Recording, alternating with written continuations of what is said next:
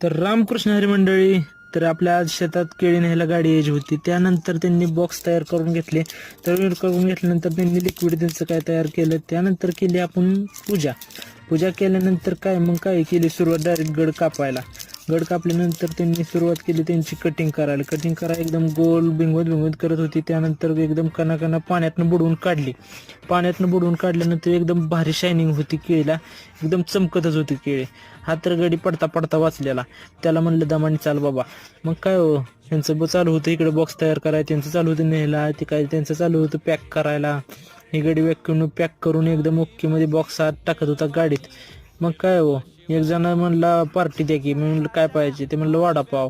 होय म्हणलं, डबल आणायला लागला केळ्या. मग त्याला म्हणलं आणतो बाबा. पंढरपूरला गेलो, परत आणलं, परत वडापाव स्प्राईट आणली, त्यांना दिली. त्यांची झाली जंगी पार्टी. मग काय हो, गडी दूरच काढायला लागले डायरेक्ट.